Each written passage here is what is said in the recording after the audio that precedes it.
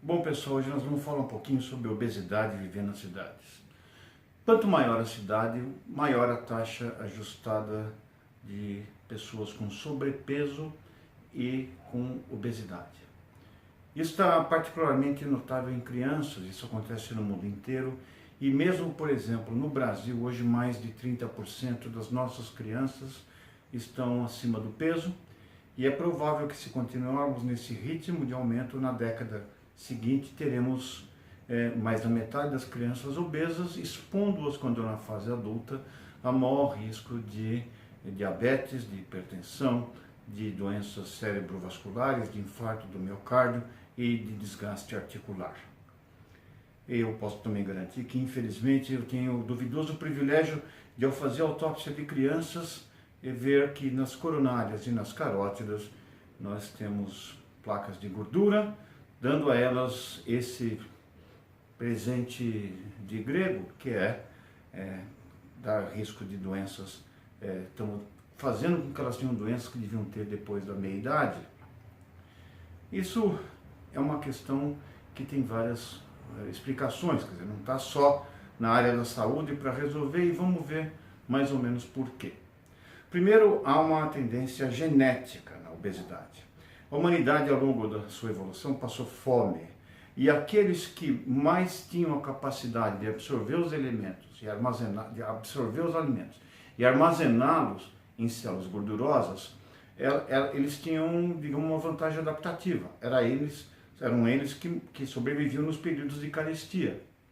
E aqueles que hoje são invejados, aquelas pessoas que comem e não engordam, e não é só inveja, quando eles confessam que tentam engordar e não conseguem, com uma cara de sofrimento, nós que estamos acima do peso, ao lado deles, comendo tubérculos sem gosto, no fundo temos uma ponta de inveja misturada com um pouquinho de ódio. Bom, isso fez com que, quando o emprego mudou do campo para a cidade e houve migrações populacionais das regiões que cronicamente passavam fome para cidades onde existe excesso de gordura, excesso de proteína e açúcar nos alimentos, essa vantagem passou a ser desvantagem. Lembre-se que a gente começou a ter excesso de alimentos hiperprocessados a partir dos anos 50, onde deixamos de comer coisas e prepará-las e passamos progressivamente a comer alimentos empacotados. Há também alterações epigenéticas. Hoje, num ambiente competitivo como as cidades, as mães vão considerar a possibilidade de constituírem família mais tarde. Quanto mais tarde for a gravidez, maior o risco de haver, por exemplo, prematuridade, ou então um pouco desenvolvimento, um pequeno falta de desenvolvimento da face materna. O bebê se defende, modificando o seu metabolismo e aumentando o nível de açúcar no sangue para salvar o cérebro, para manter o desenvolvimento cerebral. Bom, isso significa que as crianças com baixo peso a nascer, ou prematuras, ou aquelas com cesárea programada, que rouba as últimas semanas de desenvolvimento da criança, têm maior risco de serem diabéticos e obesos na fase adulta. Bom, isso está acontecendo já hoje. O diabetes do tipo 2 hoje, pela obesidade, pelas alterações epigenéticas ou genéticas que as famílias têm, são mais frequentes do que o antigo diabetes do tipo 1. Há também condições do comércio e da cultura que fazem com que as crianças passem a comer errado. Quando a gente sai da alimentação láctea quase que exclusiva e passa a desenvolver um repertório de sabores que nos gratifica quando comemos. Quem de nós já não salivou quando viu um prato que gosta, ou sentiu o cheiro, ou mesmo a gente põe na língua e já começa a fazer aquele barulho né, de gostoso? Bom, isso a gente aprende quando a gente está fazendo essa transição, esse aprendizado de sabores. E todo mundo, toda a família que foi com criança no supermercado já teve que passar pela pressão psicológica de uma criança que quer um brinquedo escondido num alimento de alto teor de açúcar, gordura ou proteínas. Isso faz com que a gente eduque as crianças para comer errado, a partir da pressão, aproveitando-se do desejo que elas têm o tipo de embalagem, tudo isso é atraente para você comer. E o famoso pague 3, leve 4, significa que você vai pôr mais porcaria daquelas no seu carrinho, ou seja, está, digamos, fidelizando o mercado. A dinâmica também com que as crianças hoje têm para o seu lazer, ela mudou muito.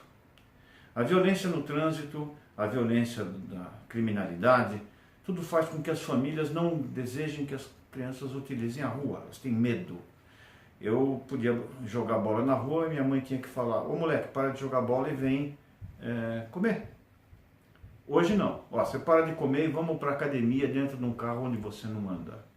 Ou seja, as crianças mudaram o lazer e gastam um pouco de energia e vão aumentando o número e a quantidade e o volume das células gordurosas, tornando-as propensas ao efeito sanfona, que todos nós com aumento de peso temos, que é demorar para emagrecer com muito sacrifício e muita rapidez no engordar, com pequenos desvios de conduta que ocorrem geralmente em festas ou finais de semana. Há também compostos químicos, tanto nos alimentos como na poluição do ar, que modificam o metabolismo dos nossos hormônios. São antitiroidianos, modificam os nossos hormônios esteroídicos, e isso fazendo com que nós tenhamos também maior facilidade para engorda. O trabalho não ajuda.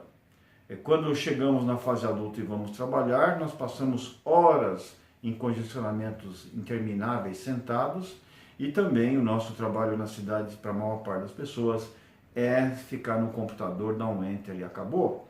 O nosso trabalho deixou de ser físico e passamos a ter, digamos, uma menor dispêndio energético para trabalhar. E quando vamos trabalhar, vamos comer coisas rapidamente, geralmente comida industrializada, e isso desempacota aquela coevolução que tivemos com os alimentos. Por exemplo, nós precisamos de compostos antioxidantes e algumas vitaminas que estão presas na celulose dos vegetais. Então, o que acontece? A gente vai colocar a celulose digerida no intestino grosso pelas bactérias que lá existem e a gente absorve isso no intestino grosso. Mesmo que no alimento você desempacote isso, né, e coloque essas vitaminas na boca ou no comprimido, vai ter muita dificuldade para atravessar o suco gástrico, quando ela vai encontrar ácido e pepsina, e também pelo pâncreas, onde tem proteases e lipases, ou seja, o alimento não chega aonde ele é absorvido. Então a gente perdeu essa relação que tínhamos com os alimentos. Isso, então, significa que a gente resolver o controle da obesidade não passa somente por dieta ou por exercício. Aliás, vamos fazer exercício aonde? Quem pode pagar clube, quem pode pagar academia, quem pode ter uma família que leve a criança para praticar esporte quando a família está lutando para ganhar a vida. Como é que as pessoas vão dar onde? Em calçadas inóspitas, em parques violentos ou a inexistência de parques.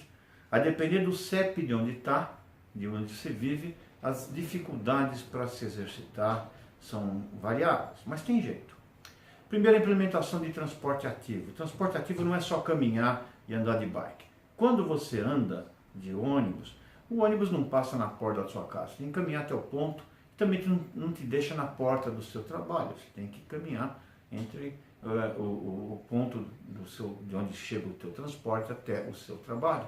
Em média, trabalhar em São Paulo, de ônibus, você vai dar uns 5 a 6 mil passos a mais por dia sem perceber, o que significa 350 gramas a menos por mês. Se você pegar a linha verde com a amarela, por exemplo, vai ser mais, né? Porque ali naqueles tubinhos estreitos existe uma verdadeira academia oculta, onde você tem corrida, salto, artes marciais e outras atividades físicas extremamente desafiadoras. Temos que recuperar os parques para a população e criá-los onde não existem. Temos que fazer com que as crianças aprendam na escola a se alimentar direito. E eu tenho a convicção que se uma criança vê crescer um alimento que ela vai comer, ela vai ter mais interesse e vai poder então reeducar-se daquela pressão comercial que houve aos alimentos hiperprocessados. Enfim, eu espero ter convencido vocês que a obesidade é um fator importante, está relacionado então com uma série de doenças na fase adulta e que não se resolve isso somente na caixa da saúde. A saúde pode cuidar de dieta ou de remédios, né? Alguns de nós vão fazer cirurgias de redução de estômago, que é um ganho para algumas doenças, mas também induz anemia e também alterações comportamentais, ou seja, nós temos que escolher o mal menor e fazer uma política de redução de danos. Nós podemos mudar as nossas vidas, mas para isso dependemos de políticas públicas e um princípio geral de que a cidade é feita para o ser humano. Muito obrigado e até a próxima.